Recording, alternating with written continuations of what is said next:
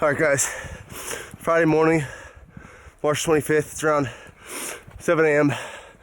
The cardio this morning is about a 6 to 8 mile ruck march, and it's essentially up in a hill in a mountain.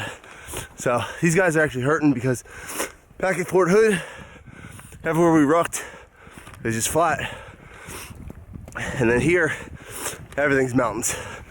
So this is typical Friday morning cardio. I enjoy doing cardio with the Army because it's not your typical hop on a stepper or a treadmill for a half hour. It's something different every week. But this is a burner. Almost at the top, and then 3 miles back down. So 14 hours later, right now it's about 9 p.m. This gym here on Post is open till midnight on Friday and Saturday. So I'm gonna start taking advantage of that more often. I've been meaning to, but I just end up getting caught up Friday, Saturday nights, either working, going out with Dan and the guys and the LTs, or falling asleep because I'm up early. But there's a few times during the week, like you guys probably know already, where the gym is empty after PT, during lunch, late at night on the weekends. So it's a good opportunity to get all the workouts I want in, film a little bit, and just slow the workouts down because I've been rushing them in the mornings, trying to fit it in between PT and then going into work.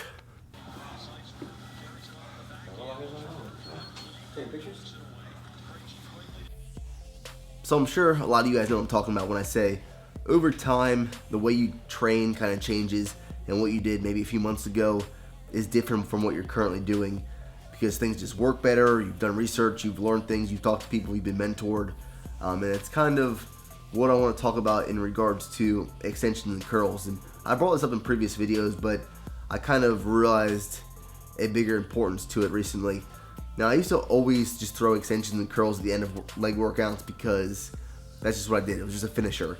And recently, though, I start off the workouts with that. So I'll do 4 to 5 sets of extensions with heavy weight, really heavy weight, but higher reps. But still focusing on the contraction of that movement and really focusing on putting it either on the quad or the hamstring itself. So I'll do 4 to 5 sets of extensions and then curls before I go into my squat workout or whatever the main compound movement or leg movement is for that leg workout that day. And what it does is, for one, it pre-exhausts the muscles, so then when you go into squats or whatever it is, you don't have to go as heavy.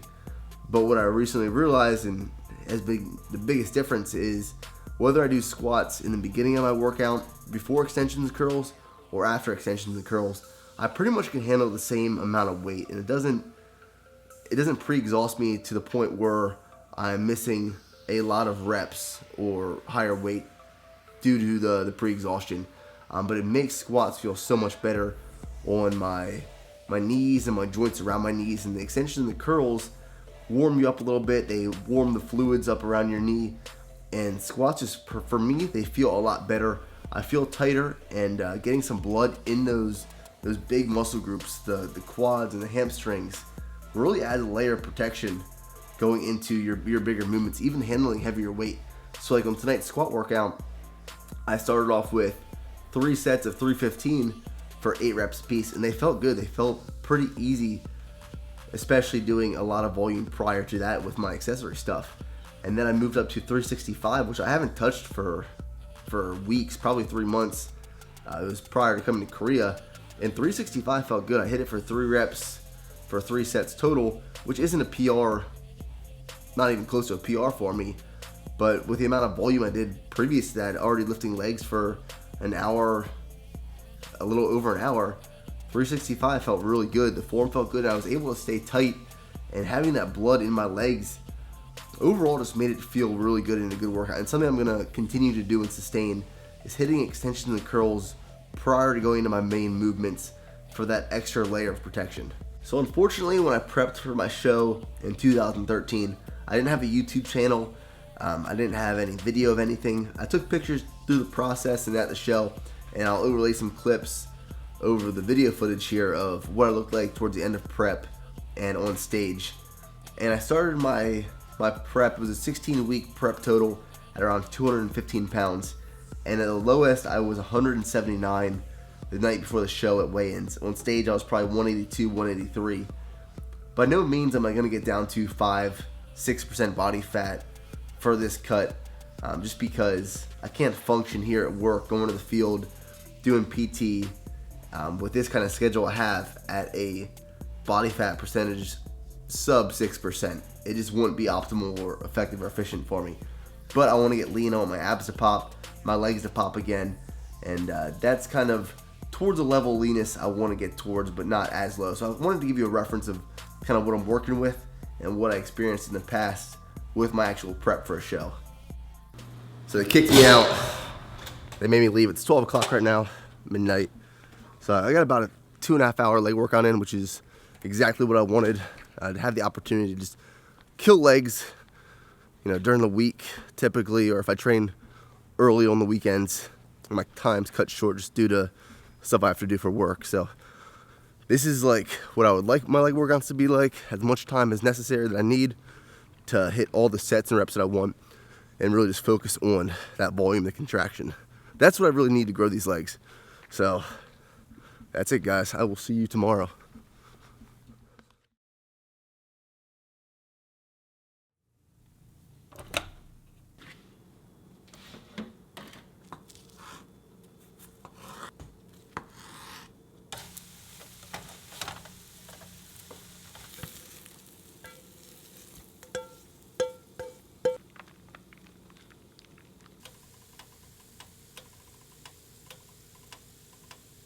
So this morning's pre-training meal. I'm still waiting on my scale to come in, so everything I'm tracking is pretty guesstimated. So I'd say this is about 12 to maybe 14 ounces of russet potato.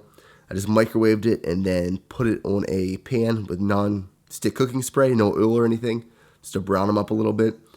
And then I have about 7 egg whites, 2 whole eggs, a little bit of mozzarella cheese, and some ketchup. Now I'm really low on groceries right now, so I'm gonna try to go off post today and get some food, because the things that they have at the commissary on post are just running low on. So hopefully I can go off post, find something there, and then the prices are pretty reasonable. How many of you guys have done this before, where you're mixing up your pre-workout and then you're gonna put the top on and try putting the top of your shaker bottle on there? So I tried doing. So I'm gonna hit the back and bicep workout, deadlift focus. I'm not gonna show you any clips, but I will show you a quick physique update before leaving for the gym. So I'm about 6 days into the cut. I lost about 1 pound, but I'm definitely feeling like I'm tightening up a little bit. My abdominal area and my shoulders as well. Just a little bit in the first week of what I'm seeing.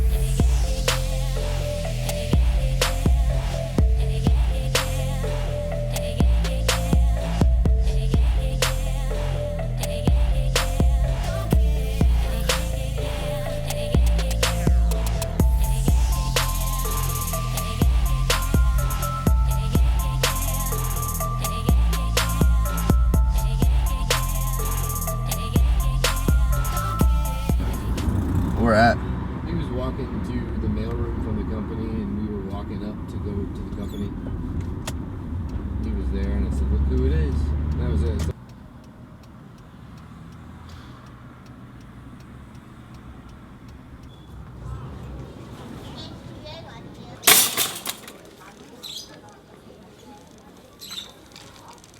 All right, so Dan and I are currently in Jiheng. We're at this place called Lotte Mart, which is kind of a mixture between, I would say, like a Walmart and Sam's Club or Costco. So it's a grocery store, but then they have all the things you need for your typical household, like bathroom stuff, appliances. But they have samples of everything as well. Only thing is, literally nothing is in English. So I'm gonna try to get some groceries, a little different stuff or more stuff than I typically would at the commissary. I did buy a scale on Amazon, and I'm waiting for that to come in, but I might pick one up. This is around $30. It does grams, I know that. I don't know if it does ounces though, it doesn't say anything about it. I think I'm gonna get it. I think all I'm gonna get is that scale. The prices here are actually more expensive than back at the commissary. Like, for example, this box of cereal, which is from the States, I'm sure you guys recognize it, this kind of brand, Nature's Path Organic. This box of cereal is around $6. So the prices here are more expensive than the commissary itself. So I think all I'm gonna get is that scale. Now the plan is to go tanning. So we're gonna try to find a place to go tanning around post, because me and Dan are both pasty white, and here in Korea we're not getting any sun. So Gonna try to look for a place there, and Dana wants to get a massage.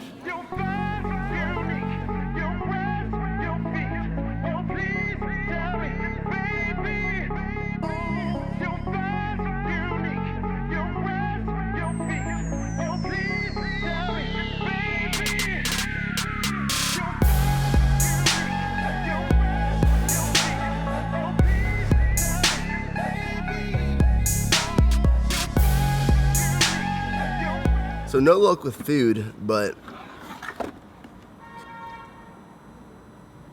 got a scale. So what I've been doing is I've been weighing myself for the gym at night. And what I like to do is weigh myself in the morning right when I wake up, no food, right after the bathroom before going to PT, just for like consistency so that I can watch those like objective results and measures, and I can make changes based off of that. So it's just like another like security measure, weighing myself to make sure I'm making progress. And then that plus seeing myself in the mirror in the gym is how I make changes to the diet and judge when I'm going to make changes, how drastic the changes are going to be. But I think this measures just in kilograms. I can convert it easily, but I don't think it measures in pounds. It was like $25. All right, so on the way home, picked up some groceries at the commissary. I'll just run you through really quick what I picked up. This is typically like my weekly grocery haul, and then I have other stuff that lasts me other than a week. So bananas, some refried beans, Raisin Bran Crunch, almond milk, some of these Nature Valley oat and honey bars. Absolutely in love with these right now. 4 bags of just like romaine lettuce, spinach mix, peanut butter, whole wheat bread, oats, just these cans of tuna right here. There's about 10 cans there. Some fat-free Italian dressing. There's like 15 calories, and 2 tablespoons just for some salads. And then the main protein source is chicken. So before leaving for Korea, I found this place back home in Texas that you could get 40 pounds of chicken for $40. It was awesome. Here, one of these packs is about $5. So I buy about 4 at a time, and then I substitute protein powder and tuna and then like pork loin at the commissary from other protein sources. So there's a few projects that I'm working on right now with Bare Performance Nutrition and Bare Performance Gym. In the next couple of weeks and months, I'll kind of release them slowly as I get closer to finishing them up. But one thing that I really want to point out that is active on the site right now, so Flight. I made one minor change to Flight.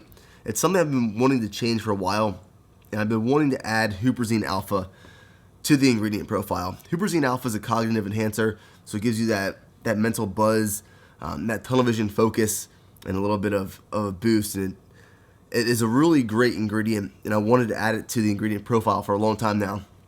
And I made the change, and I'm super happy with the way it turned out. It gives that extra boost in the product and that extra buzz.